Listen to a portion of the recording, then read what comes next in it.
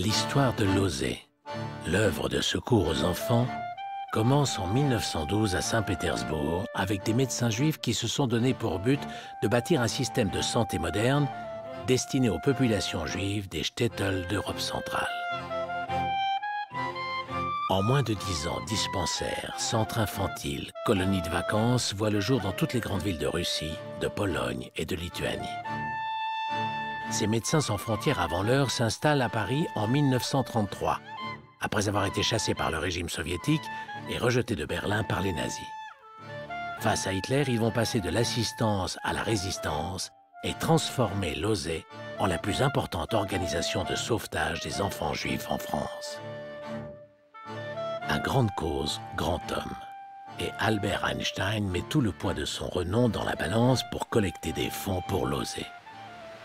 Geehrte Versammlung, dem Rufe der Gesellschaften Ort und Osee durfte ich mich nicht entziehen. Die Situation unserer über die Erde zerstreuten jüdischen Gemeinschaft ist zugleich ein Barometer des moralischen Standards in der politischen Welt. Dieses Barometer steht tief in unserer Zeit. Wer den Geist erhalten will, muss auch den Körper pflegen, an den jener gebunden ist. Die Gesellschaft Osee dient dem Körper unseres Volkes im wörtlichen Sinne. Dies fühlen wir schmerzlich. Die Gegner werfen uns Nationalsozialisten vor, und mir insbesondere, dass wir intolerante, unverträgliche Menschen seien. Wir sind intolerant. Wir haben ein Ziel uns gewählt und verfechten es fanatisch, rücksichtslos bis ins Grab hinein.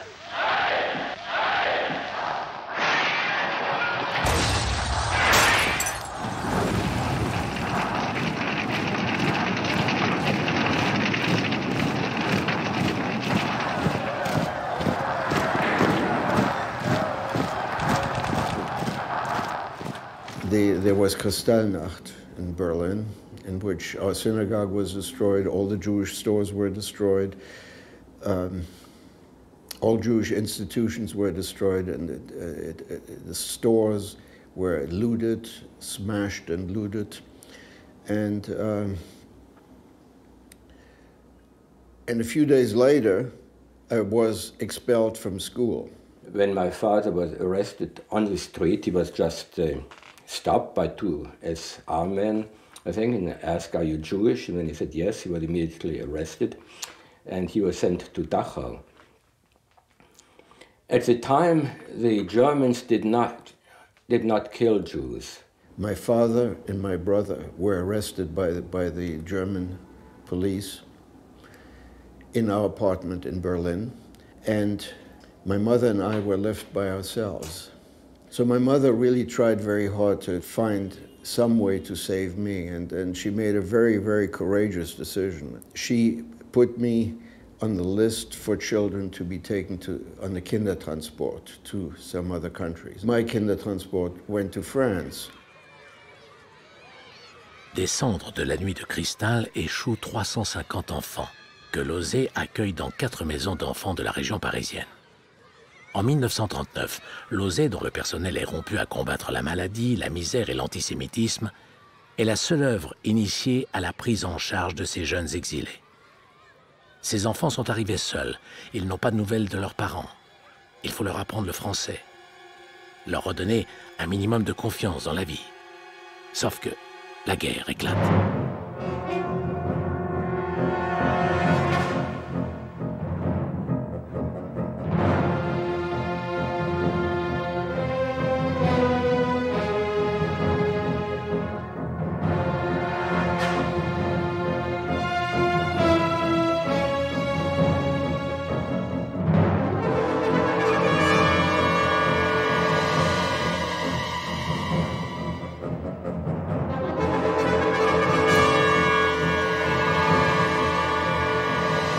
And then, of course, the Germans came. Inside the chateau, we found Germans occupying it, which presented a very big problem for us German Jews. There were 40 boys of us. We were in the same place. So the first thing we said to ourselves, not a word of German, only French. But sooner or later, the kids said something in German, and the Germans were paralyzed. Then they came out with, I guess, what they had been told. They said, it's not your fault, it's your parents' fault. So it's okay, it's all right for us to. So then we spoke German. But of course, this couldn't last. This couldn't last. La France vaincue et occupée en juin 1940, ces adolescents allemands, autrichiens, mais d'abord juifs, sont de nouveau à portée de griffes de leurs persécuteurs. Pour les mettre à l'abri, Losey les évacue en zone sud, où elle ouvre 5 nouvelles maisons d'enfants. While we were on the train, we had to stop at the ligne de démarcation, and the Germans came to search the train. I was absolutely terrified, because you're sort of in a train, you're a prisoner.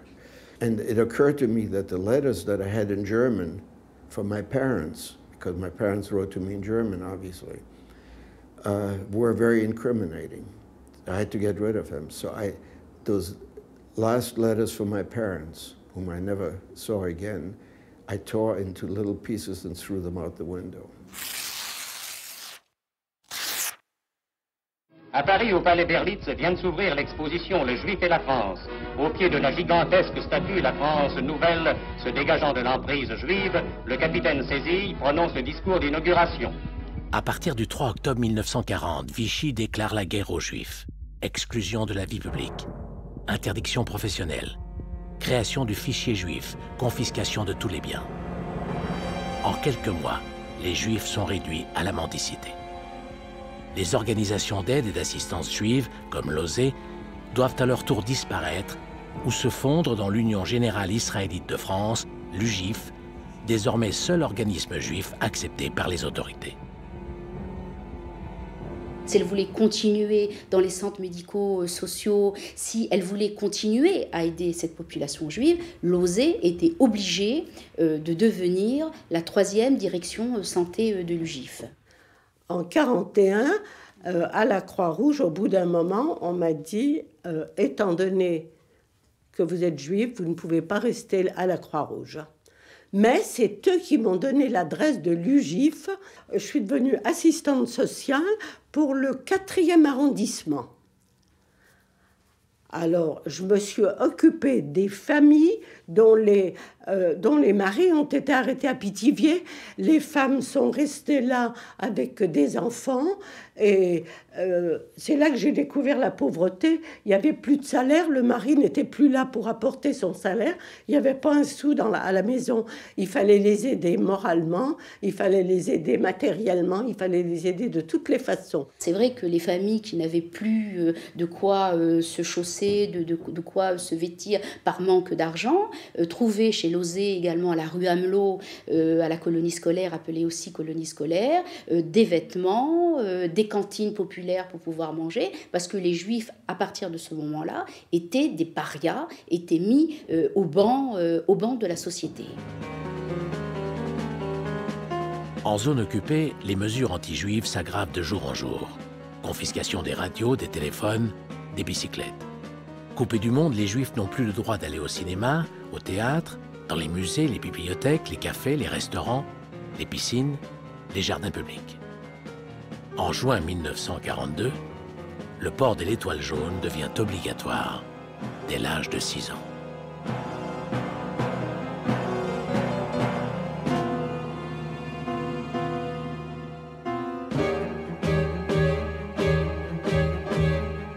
Que peut-on faire de pire que de marquer des enfants? Les nazis ont déjà la réponse. Surtout qu'on avait su qu'il y avait des enfants qui jouaient dans les rues et que les flics les arrêtaient en disant qu'ils faisaient du grabuge, etc. Et on arrêtait la famille en même temps. Après, le GIF a eu une dérogation. Et nous, en tant que moniteurs, nous avions le droit d'emmener les enfants dans ce qui était à l'époque le département de la Seine. Quand on a su qu'on pouvait emmener les enfants s'aérer, ça a été la ruée vers l'or.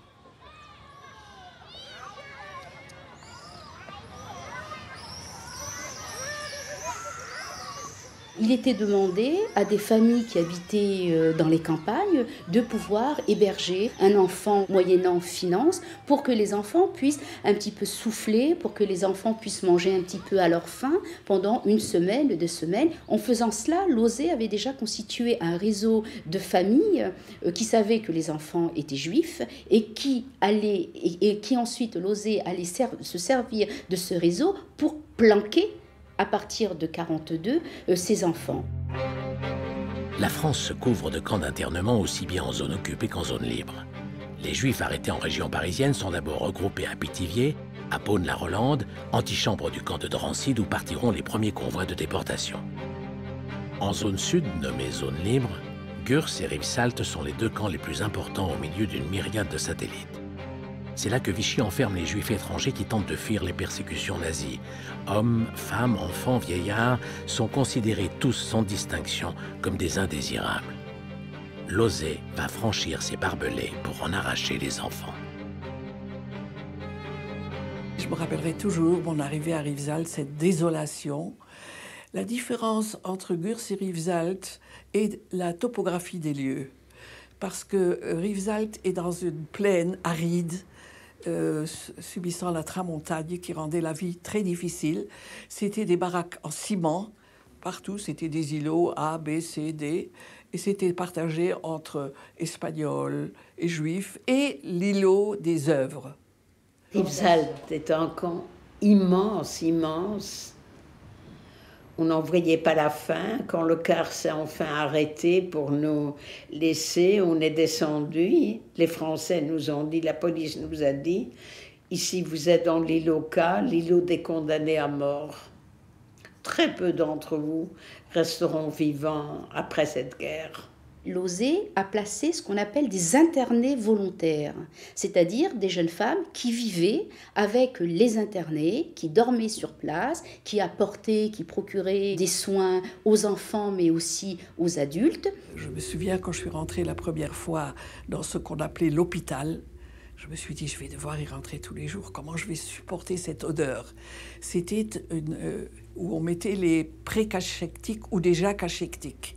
Les grands bocaux d'urine qu'on gardait pour la journée, qui étaient là, ouverts, pour que les médecins puissent faire des analyses et tout ça, c'était affreux. Il y avait une gamelle avec des haricots blancs, dans de la sauce tomate, mais il y avait autant de verre blanc que d'haricots.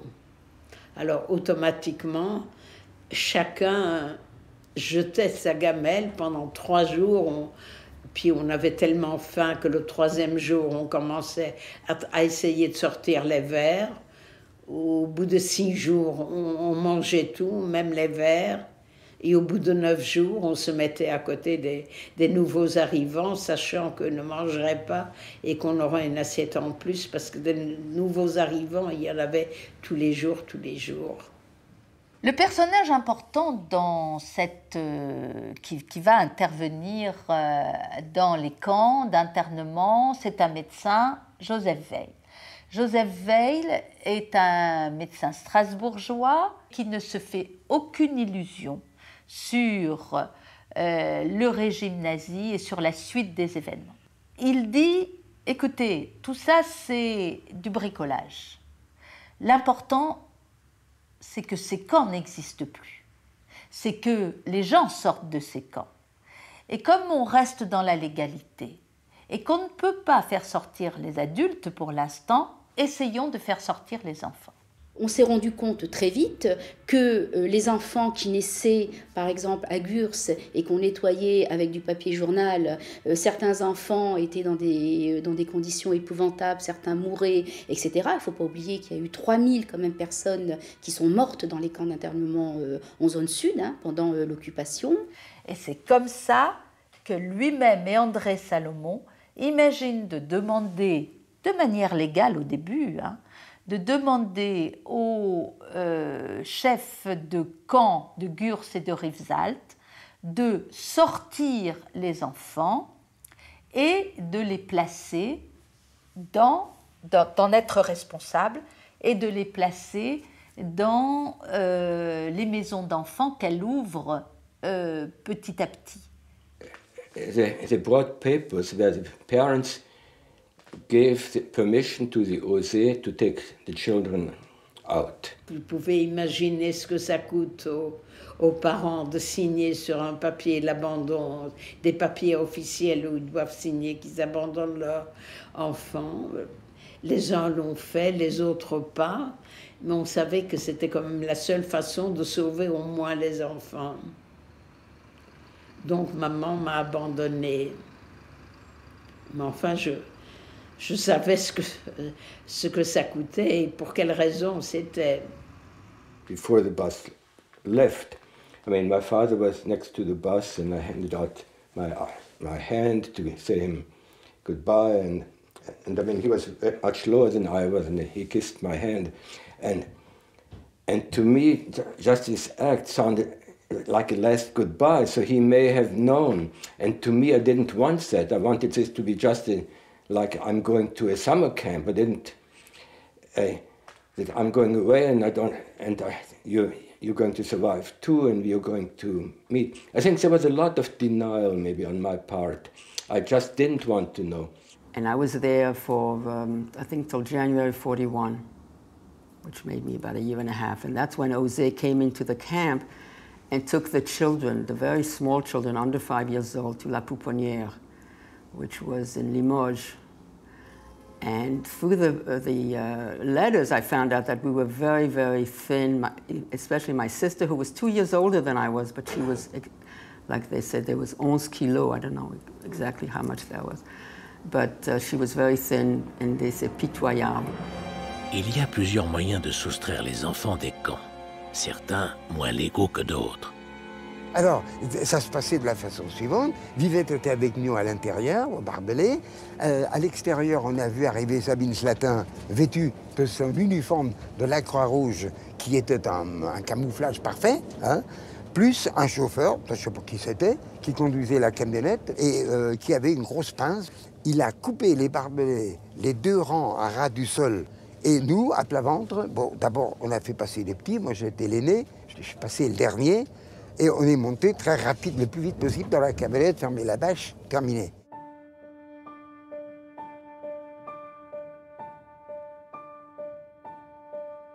Grâce à cette action de Losé, il n'y aura plus aucun enfant dans ces camps au moment des premières déportations de zones libres.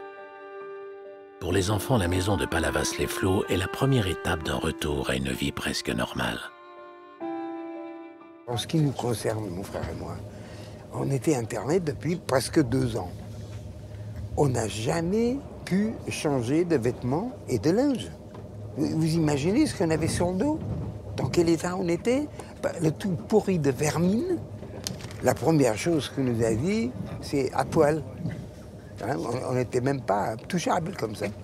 Et c'est comme ça que j'ai su, après, que je mesurais 1m60 et que je pesais 32 kilos.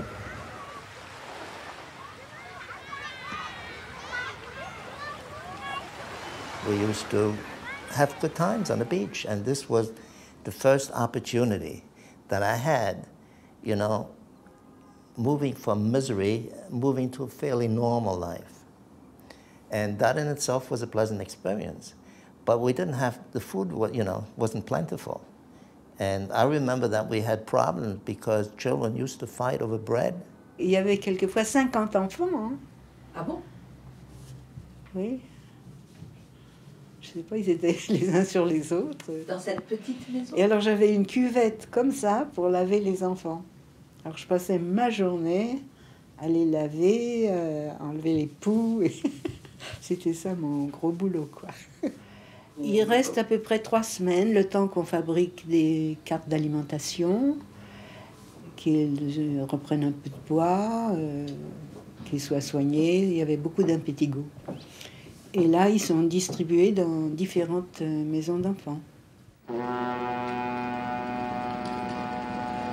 Autre porte de sortie vers la liberté, l'Amérique. Avec l'aide des Quakers, Losé parvient à faire émigrer des enfants qu'elle a sortis des camps. Les gens de Losé qui sont venus me trouver, ils m'ont dit, voilà, alors on peut faire partir ton frère, mais toi tu peux pas y aller, mais on n'a plus de contact avec tes parents, tu es le chef de famille, tu décides si tu les gardes avec toi ou si tu les laisses partir aux États-Unis. C'est une décision affreuse pour un garçon de 14 ans. Hein. C'était la seule personne avec laquelle je pouvais parler. Hein. Mais bon, j'ai réfléchi moins de 2 minutes et j'ai dit, ça va, il s'en va. Hein. Parce que j'étais quand même obligé de dire que si lui, il était sauvé, à ce moment-là, c'était 50% de la famille.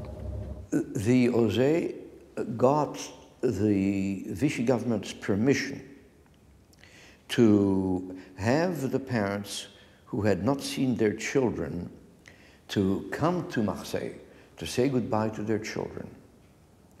And then returned to Rivesaltes. And Vivette Samuel writes, and all the mothers came back, and the children left happy. No, the children did not leave happy. On a dans les archives de l'OSE plus de 1200 demandes d'émigration, c'est-à-dire de dossiers faits, bouclés, avec des affidavits de familles en Amérique. Malheureusement, ce seront seulement 3 convois avec en tout 320 enfants de l'OSE. Mais le débarquement des Alliés en Afrique du Nord, en novembre 1942, met fin à cette voie d'évasion. Pour protéger et soigner les enfants restés en France, l'OSE ouvrira 14 maisons. L'ampleur des moyens nécessaires à cette action est assurée par le Joint, autrement dit par les Juifs américains, qui pendant toute la guerre financeront clandestinement et sans relâche les actions de sauvetage de leurs frères pris au piège en Europe.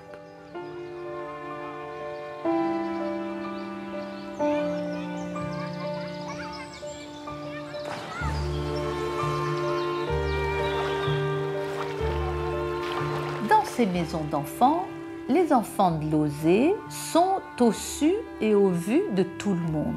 Ils ont une vie et une identité légale. Ils vont à l'école du village. Ils sont enregistrés en mairie. Qui dit avoir la légalité signifie des comptes à rendre, bien entendu. Donc ça signifie que tous les comptes rendus mensuels d'activité de l'OSE, la liste des enfants qui étaient placés dans une dizaine, une quinzaine de ces maisons d'enfants étaient envoyés à Vichy. Son personnel étranger, bien sûr en grand nombre étranger, mais aussi français, était listé et ces listes étaient envoyées à Vichy. Donc c'était la transparence la plus totale. Cette transparence est d'autant plus dangereuse que Heydrich est à Paris pour négocier la mise en route de la solution finale avec Bousquet, le chef de la police française. Les deux hommes se sont mis d'accord sur la livraison de 30 000 juifs. Les 16 et 17 juillet 1942, la police arrête 12 884 personnes à Paris. Pour la première fois, on arrête aussi les femmes et les enfants. En zone libre, les rafles commencent le 26 août. Bousquet tient ses promesses et livre 10 000 victimes. On vient chercher des adolescents de plus de 15 ans dans les maisons d'enfants de l'OSE. French police had come and arrested many of the older boys whom I knew very well. We knew they were being sent to the east. That was the terminology that was used, sent to the east. La prise de conscience, le travail avait été fait. Donc, maintenant, le docteur Joseph Weil a convoqué dans un hôtel André Salomon. Il y avait également Georges Garel, qui lui, qu'on appelait un œil neuf, il était ingénieur, il n'était pas du tout intégré à l'OSE. Et là, les structures d'une organisation clandestine sont nées. Dans mon village, il y a une dame qui vient, parce que comme téléphone ne pouvait pas, pour m'avertir que je devais être le surlendemain à Lyon, à une réunion du docteur Joseph Weil avec tous les responsables qu'il a choisis des maisons d'enfants pour une réunion importante. Alors il nous dit, il faut fermer les maisons. Il y avait un inconnu parmi nous, il dit voilà, ce monsieur va devenir le chef d'un réseau que nous créons, un réseau de résistance ultra secret. Il choisira parmi le personnel ceux qu'il veut engager. Et l'OSE n'apparaît plus dans ce réseau Garel. Il aura son argent pour vous payer. Il n'y a qu'un seul patron pour le réseau Garel, c'est Georges Garel. Georges Garel est un ingénieur juif remarqué par Joseph Weil à l'occasion d'une action de sauvetage dans le camp de Vénissieux qui permet à 108 enfants arrêtés lors des rafles de l'été 42 d'échapper à la déportation. Et c'est à la suite de cette nuit que Joseph Weil l'a pris à part en lui disant voilà mon idée, c'est de faire quelque chose de clandestin et de parallèle. Vous êtes l'homme qu'il me faut, vous n'êtes pas connu des services de police, vous n'êtes pas connu de la communauté juive, vous n'êtes connu de personne en fait. Et je crois que vous avez la stature, parce que j'ai vu de quoi vous étiez capable cette nuit-là, d'être l'homme que je cherche. Voilà ce qu'a imaginé Georges Garel. 4 régions qui fonctionnent de manière autonome. Et c'est ça aussi le génie de Georges Garel. C'est-à-dire que si un certain nombre de convoyeuses ou de dirigeants de régions ont tombé, chaque région est autonome et fonctionne de manière autonome. Elle reçoit les enfants triés en amont par des assistantes sociales qui étaient recrutées par l'autre tête du réseau qui était André Salomon. Et il va expérimenter son idée dans la région de Toulouse. Il est introduit par son beau-frère d'ailleurs, Charles Lederman, auprès de Monseigneur Saliège, évêque de Toulouse, qui va lui ouvrir les couvents.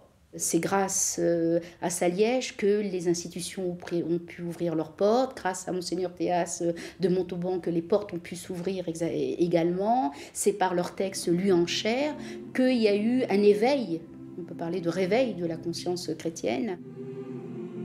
Les Juifs sont des hommes, les Juives sont des femmes. Tout n'est pas permis contre ces hommes, contre ces femmes, contre ces pères et mères de famille. Ils font partie du genre humain, ils sont nos frères comme tant d'autres. Un chrétien ne peut l'oublier.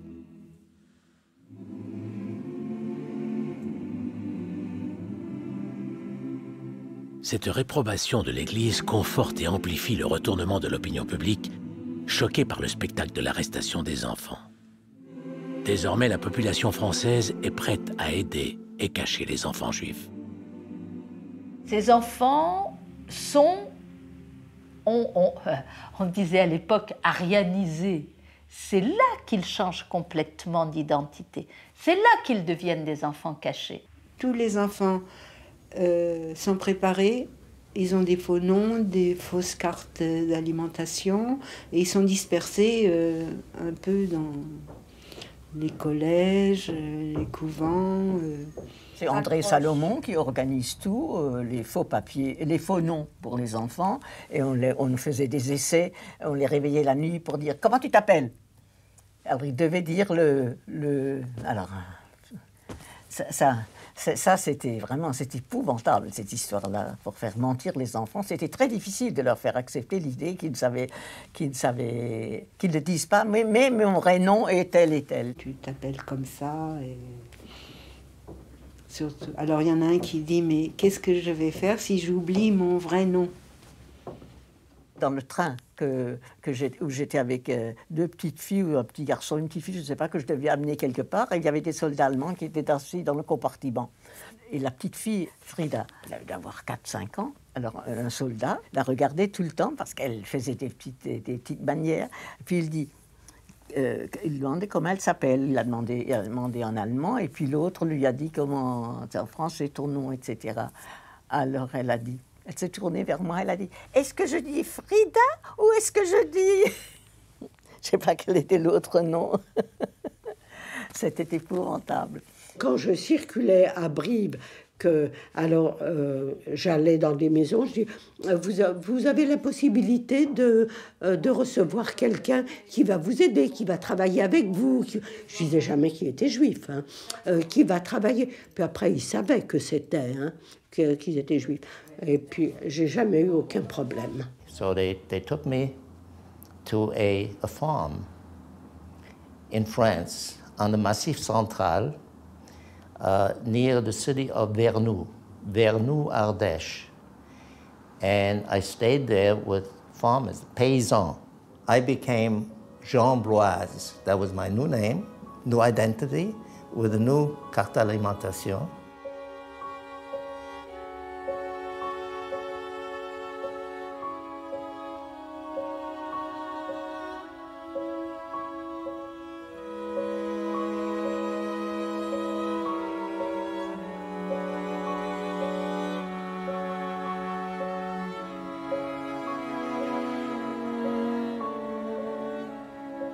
Trouver les familles, amener les enfants, les surveiller plus ou moins, et puis ce qu'on oublie, c'est porter l'argent des pensions mensuellement, et chaque famille étant payée pour l'entretien de l'enfant en à peu près, c'est l'équivalent de 600 francs de l'époque. C'était un peu plus que les nourrices agréées dans les régions comme la Nièvre ou la Sarthe. Personne n'avait suivi des cours de psychologie pour savoir comment il faut cacher un enfant, son nom, comment il faut lui... C'est donc au feeling. Je vais faire ceci ou je ne vais pas faire ceci. On se trompait combien de fois en voulant bien faire. Une fois, j'avais besoin de place et j'avais envoyé une jeune fille qui s'appelait, je crois, Paulette Dreyfus, qui pour me rendre service, elle est allée voir des familles qu'on m'avait indiquées. Bon, alors je lui ai fait... Elle avait 18 ans, elle était jeune, elle manquait d'expérience. Elle m'a dit, oh, elles sont charmantes, elles sont très gentilles. Bon, alors donc, moi, j'ai laissé partir des gosses dans cette famille, et puis dans cette ferme. Et puis quand je suis arrivée un jour pour contrôler dans la ferme, j'ai vu que toutes les filles de la ferme étaient enceintes. Donc j'ai sorti les gosses. Donc vous dire que je ne dis pas que tout a été parfait, hein. Grâce à l'action clandestine de toutes ces convoyeuses et grâce au soutien de la population française, l'OSER parviendra à cacher 2400 enfants en zone sud et 600 enfants en zone nord, sans compter l'aide aux 2500 enfants restés avec leur famille. Restent les enfants impossibles à cacher, soit parce qu'ils parlent trop mal français, qu'ils souffrent de graves troubles psychologiques, ou encore qu'ils sont très religieux. Pour cela, le prophète Joseph Weil, encore lui, confie à Georges Loinger la tâche de créer une filière de passage clandestin vers la Suisse. Georges Loinger choisit Annemasse, dans la zone occupée par l'armée italienne. De novembre 42 à septembre 43, cette zone constitue une zone de répit pour les Juifs. Les Italiens refusent d'y appliquer la législation antisémite de Vichy et refusent de livrer les Juifs à leurs alliés allemands. Petit groupe par petit groupe, c'est plus d'1 millier d'enfants qui franchiront cette frontière à pied. Le maire d'Annemasse s'appelle Jean Défaut. Il a été nommé par le maréchal, mais il ne marche pas avec le maréchal, il marche avec nous. Il avait un magasin de vêtements d'hommes. Alors, le monsieur me voit rentrer, venir vers moi, il m'a regardé de vêtements d'abord. Alors j'ai dit non, c'est pas ça, monsieur. Je voudrais voir monsieur le maire où vous êtes. Il a instantanément, c'est une des choses, il a instantanément, physiquement changé. Il se retourne vers Pétain, qui était accroché au-dessus de lui. Il dit une fois de plus, maréchal, oui, j'ai été nommé par vous, mais tout ce que j'entends là, je ne peux pas rester, je suis français, je peux pas, je suis indigné, je ne peux pas supporter ça. Et il se retourne vers moi et je vous aiderai, à vous. Il y a essentiellement 3 organisations qui ont fait passer des enfants juifs en Suisse. C'est l'OSER, les éclaireurs israélites et puis le mouvement de la jeunesse sioniste. Alors on a calculé que ça coûtait de 4 à 5 000 francs par enfant. Donc on voit ces organisations juives avoir des besoins d'argent qui sont, en réalité, l'argent a toujours été là. Sur l'argent du Joint, du KKL, un peu du Congrès juif mondial. Il y a toujours eu de l'argent pour ça. Alors, le maire m'a mis en contact avec un cheminot. Nous avons monté un scénario. Ces cheminots connaissaient ceux qui contrôlaient les papiers. Ils disaient, aujourd'hui, nous avons de nouveau un groupe d'enfants pour une colonie de vacances. on va faire à l'avenir pour ne pas déranger la sortie, etc. Et les gens sont pressés de sortir. Nous allons faire une sortie colonie de vacances. On nous a en quelque sorte déguisés en éclaireurs. On avait un foulard avec un fanion, et puis bon, on était une dizaine. Hein. Et alors, il y avait une période de vacances scolaires. Ils ont profité de ce moment-là. Vous vous mettez en rang par deux, on va sortir par là, et vous allez marcher en groupe, enfin ou pas, derrière moi, vous allez me suivre en marchant tranquillement, vous donnez la main, les plus grands donnaient la main aux plus petits quand il y en avait, etc. Le système est toujours le même depuis l'époque Loinger du printemps 43. Des accompagnateurs de Lauzé vont jusque dans la zone de l'immédiate frontière et là, ils confient le groupe à des passeurs rétribués. Parce qu'il est impossible de passer quand on n'a pas une connaissance quasi professionnelle de la frontière. Alors le passeur leur donnait rendez-vous assez loin de son lieu de passage et pour ne pas que ce soit dévoilé. Alors je lui dis non, moi, bon, le lieu précis où vous passez, c'est votre fonds de commerce, d'accord, mais je veux rester à moins de 100 mètres de là pour savoir, je ne vous payerai pas. Je vais être à proximité, ça se passe la nuit, s'il y a quelque chose qui se passe, je l'entends, je le saurai, je saurai ce que j'ai à faire, mais je vous payerai seulement quand je sais que les enfants sont passés, que j'ai rien entendu. In the morning, very early, it wasn't daylight yet, the farmer wakes up and says, okay, on s'en va. And he puts a pistol in his pocket. At that point, I really got scared, you know, when he had the pistol there, because I said, well, this is going to be dangerous.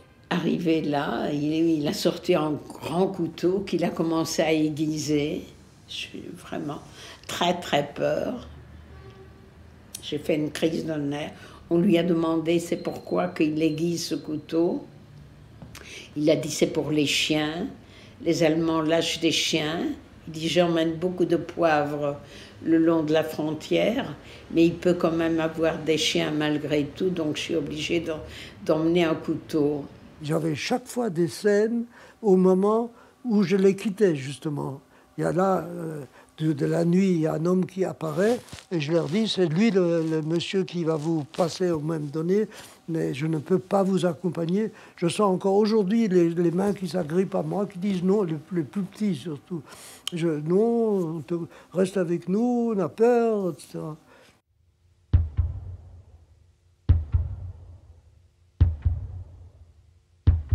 On nous avait dit, après le Barbelé, qui est la frontière française, hein, il y a une pente très, très, très raide qui descend, et en bas, il y a un ruisseau. Quand vous êtes sur la pente, vous n'émettez aucun bruit, quoi qu'il vous arrive. Même si vous tombez, vous prenez un mouchoir, vous n'émettez aucun bruit. Si ils vous entendent dans le no man's land, ils tirent. You just go straight. You go over the mountains there. When you reach a brook, un ruisseau, on the other side of Switzerland, well, we started to walk and to walk and to walk, and there was one brook, one ruisseau. There was another ruisseau. There was another ruisseau. We had absolutely no idea where we are. On avait, en contre-instruction, tourné à droite, un chemin de terre, hein, le long du ruisseau. Alors, à peu près 1,5 km, vous arrivez dans un autre village, qui est le village frontière suisse, qui s'appelle Hermance. Au milieu du village, il y a un poste de police, il est signalé, vous sonnez. Et après, vous verrez. We hear voices, and I see these gray uniforms that are just like the German uniforms. But they looked a little different. I knew German uniforms very well. They looked a little different, but we weren't going to take any chances. So the three of us, we woke each other up and we started to run. And they started, arrêtez, arrêtez! 1 millier d'enfants seuls sont passés en Suisse sous la responsabilité des organisations juives. Pour Georges Loinger tout seul, c'est plus de 300 enfants qu'il a fait passer par Annemasse. À l'initiative d'André Salomon, un unique groupe rejoindra le Portugal via les Pyrénées, puis la Palestine. Toute l'action de l'automne 43 prend fin à fin octobre, parce qu'il y a une série d'arrestations. Il y a Mila Racine et Roland Epstein le 21 octobre, à la frontière à Saint-Julien. Il y a Huguette Wahl fin octobre à Nice. Il y a Nicole Salon le 24, je crois, octobre à Nice. Et ça, c'est trop. On arrête toute l'action. C'est devenu beaucoup trop dangereux. Février 1944, tout le bureau de Lauzé, de Chambéry, avec son directeur Alain Mossé, se fait arrêter, 7 personnes. Et Alain Mossé a le temps d'envoyer un télégramme codé qui dit « Fermez tout, les Allemands, Brunner est au courant de toutes nos activités, même les activités clandestines. » Il n'y a pas une seconde où je peux dire je n'ai pas eu peur. J'ai eu peur tout le temps. Tout le temps. J'étais sûre que j'allais y passer, il n'y a rien à faire. Mon physique me condamnait, d'après moi. J'avais entendu une discussion de soldats, j'étais assise dans un train avec mes faux papiers, et l'un dit à l'autre « Das ist bestimmt eine Jüdin, ça c'est sûrement une petite juive. » Alors l'autre dit, me regarde comme ça, je fais semblant de rien comprendre, je regarde en l'air, et l'autre dit « Mais non, là, dans le sud de la France, elles sont toutes comme ça, elles ont tous l'air d'être des juifs. » Moi, je ne bouge pas, c'est là... Mais je n'ai pas attendu longtemps. Je savais que je voulais mourir sous un bombardement, mais pas déporté, pas arrêté. Je n'allais pas à la cave. Quand il y avait des alertes, je me promenais. D'ailleurs, tous les Juifs sortaient quand il y avait des alertes, parce que les Allemands avaient tellement peur. Les Juifs, ils respiraient, quoi. C'était de plus en plus risqué, ça c'est vrai. Mais c'était plus... Ce n'était pas pour la gloire, ou je ne sais pas quoi, c'était vraiment parce il fallait le faire. Surtout la vie des enfants, c'était très, très précieuse, l'idée qu'on puisse ne pas faire ce qu'il faut pour les aider.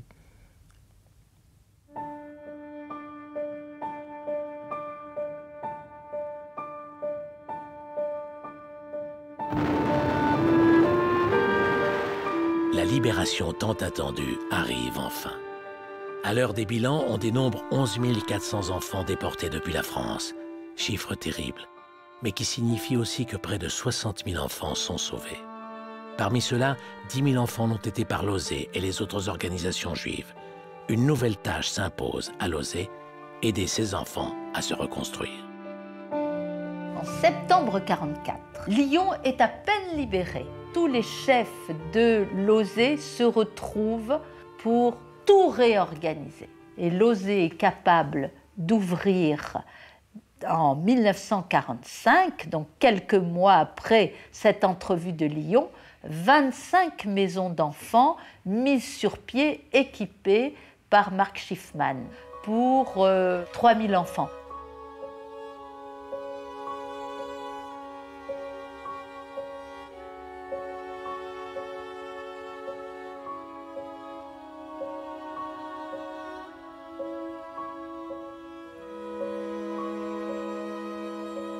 C'est là que j'ai vu pour la première fois un groupe de peut-être 25, 30, 35 garçons, à peu près de mon âge, qui étaient tous juifs et qui avaient tous perdu, qui n'avaient pas été leurs parents, ou qui avaient un père ou une mère, ou les deux, qui n'étaient plus là, qui attendaient comme moi.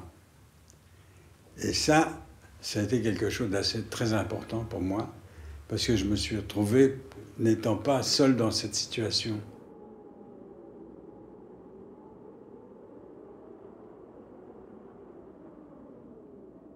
On attendait le retour de nos parents. Et effectivement, un jour, on est descendu au guichet, qui était la gare la plus proche de Corbeville, du château de Corbeville. Et puis, d'un seul coup, il y a un d'entre nous qui a crié « Maman ». C'était la mère d'un déporté, la mère d'un enfant de Lauzé, qui était revenue voir ses enfants. Elle revenait de déportation. Et nous, quand on a vu quand on a entendu, on s'est dit, bah, ça y est, ils reviennent. Ils vont revenir, c'est bientôt notre tour. Bon, ça n'a pas été le cas, malheureusement.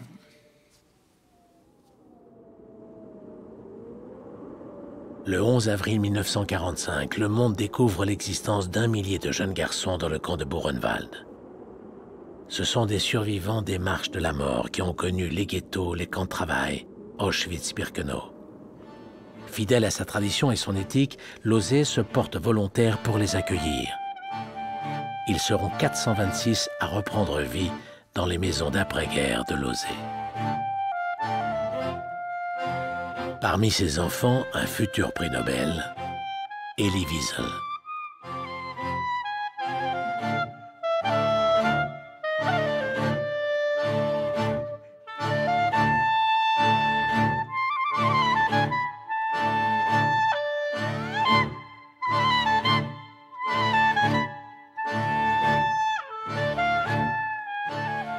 Je me souviens, quand on a reçu à Buchenwald, en prenant le train, j'étais avec surtout les garçons de Sighet, avec moi. Ça s'appelait Antje Meisner. Nous avons reçu des gâteaux. Et mon premier geste est de partager avec lui le petit gâteau. Et lui, il dit, mais j'ai le mien. Ça ne fait rien, mais j'aimerais donner. J'avais besoin de ce geste de partager. Le premier geste de partage, des garçons libres. Et jusqu'à l'arrivée des couilles, là, je me suis vraiment retrouvé dans le temps. Dans le temps. On n'était pas des gens normaux. Et pour nous, la vie ne représentait pas la même chose que pour les gens que nous voyions. Nous sommes arrivés ici, on a vu des gens normaux. On les appelait les garçons B, c'était les garçons de Buchenwald. On était presque terrifiés devant eux, en sachant d'où ils venaient. Et à peine si on osait les aborder. Et eux, ils nous ont raconté ce qui s'est passé là-bas. Et même, entre parenthèses, s'ils sont plaints parfois de n'avoir pas été écoutés ou de n'avoir pas été aidés par les Français qui s'en fichaient, enfin, dans leur esprit, ils croyaient ça. C'était pas vrai. Ils pensaient bien qu'on les a écoutés, mais on n'a pas voulu les écouter plusieurs fois. Une fois nous a suffi. Eux ne nous ont pas écoutés parce qu'ils pensaient qu'on était peinards en France. Et eux non plus ne se sont pas rendus compte qu'il y avait parmi nous des enfants qui se trouvaient seuls. Et bon, mais enfin, je n'en veux pas. C'était pire pour eux. Après, il y avait des moniteurs. Il y en a qui étaient plus doués que d'autres. Parce que ces gens-là n'étaient pas préparés pour recevoir des gens comme nous. On nous commandait. Or, nous, des commandes, on avait ras-le-bol. Il fallait voir de quelle façon on nous appelait au rassemblement. Il fallait se mettre encore en rangée. Et ça n'a pas été tous les jours très drôle. Un des serveurs ressemblait vaguement à un capot que j'avais. Et comme j'étais un homme tranquille, j'ai pris un broc, vous savez, ces brocs français en terre cuite, je lui ai cassé sur la tête, l'ai envoyé à l'hôpital. Autant avec les enfants qui avaient été cachés en France, on était à l'aise. On connaissait les familles françaises, etc. Mais là, venant des camps, c'était vraiment... on avait peur de soulever des problèmes auxquels nous-mêmes, puis c'était la grande inconnue pour nous. La première personne dont tout le monde est tombé amoureux, c'était Gaby Cohen. Les 400 petits garçons.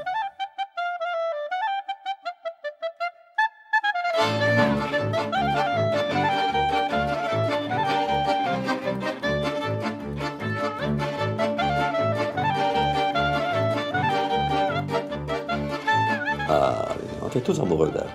Et moi plus que les autres, bien sûr.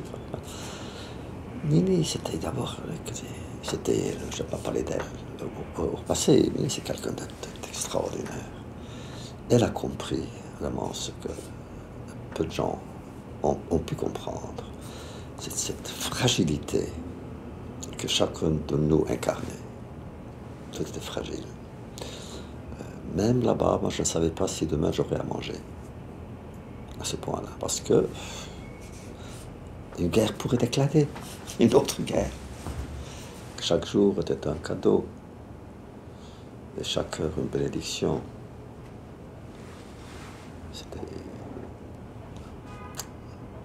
Je suis convaincu que chacun qui a passé par l'Osée pourrait dire la même chose, et raconter les mêmes histoires, et exprimer les mêmes vœux, aussi les mêmes mots de reconnaissance.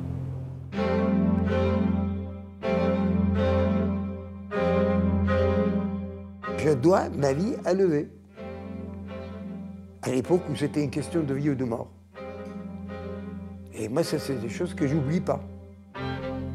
Moi, le compliment que, personnellement, que je peux faire à Losée, c'est de m'avoir permis de retomber en enfance. So if it wasn't for Osée, I wouldn't be here. They were very caring, very wonderful. Anyone that was involved with Osée were wonderful, wonderful people. I love them to this day. I mean, they were really my backbone. C'était une chance. L'Osée nous a offert une chance.